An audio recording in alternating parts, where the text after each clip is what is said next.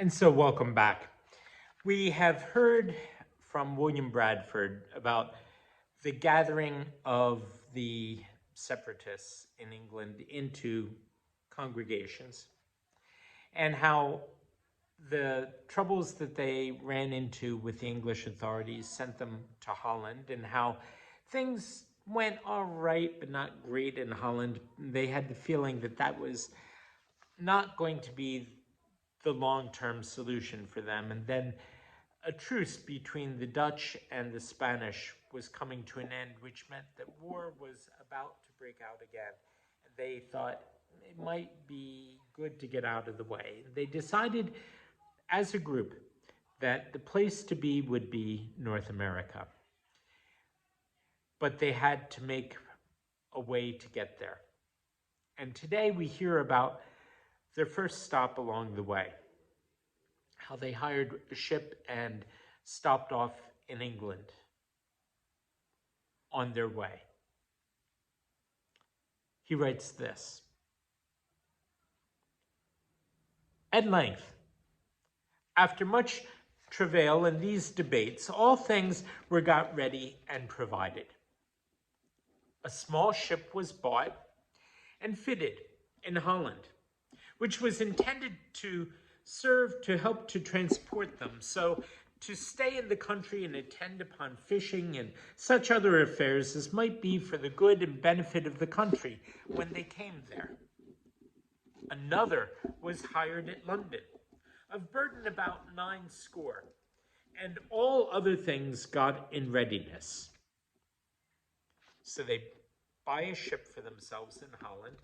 They sail back to England. They get supplies in London, and they're ready to set out. And what do they do before they go? This.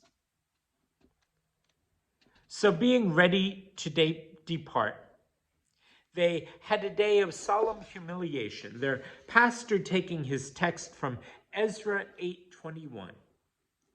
And there at the river by Ahava, I proclaimed a fast, that we might humble ourselves before our God and seek of him a right way for us and for our children and for all our substance." Quite a text. Upon which he spent a good part of the day very profitably and suitable to the present occasion.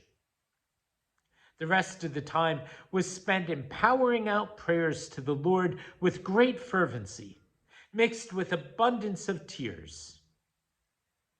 And the time being come that they must depart, they were accompanied with most of the brethren out of the city unto a town sundry miles called Delphis Haven, Delft, where the ship lay ready to receive them. So they left that goodly and pleasant city, which had been their resting place for near 12 years, but they knew they were pilgrims. That's where we get the name for this group. But they knew they were pilgrims, and looked not much on those things, but lift up their eyes to the heavens, their dearest country, and quieted their spirits. When they came to the place, they found the ship and all things ready. And such of their friends as could not come with them followed after them. And sundry also came from Amsterdam to see them shipped and to take their leave of them. That night was spent with little sleep by the most, but with friendly entertainment and Christian discourse and other real expressions of true Christian love.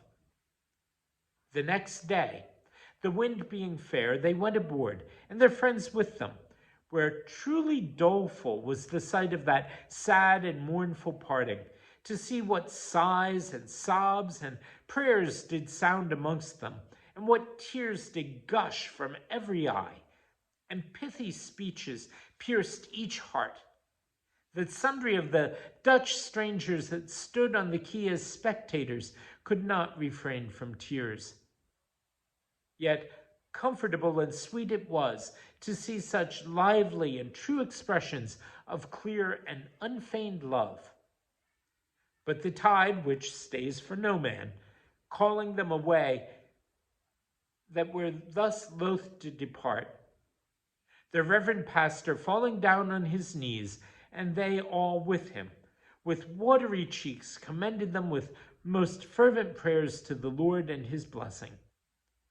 And then, with mutual embraces and many tears, they took their leaves of one another, which proved to be the last leave to many of them.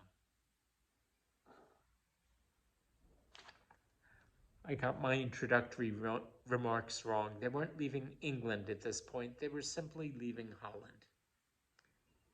But leaving they were. See you tomorrow.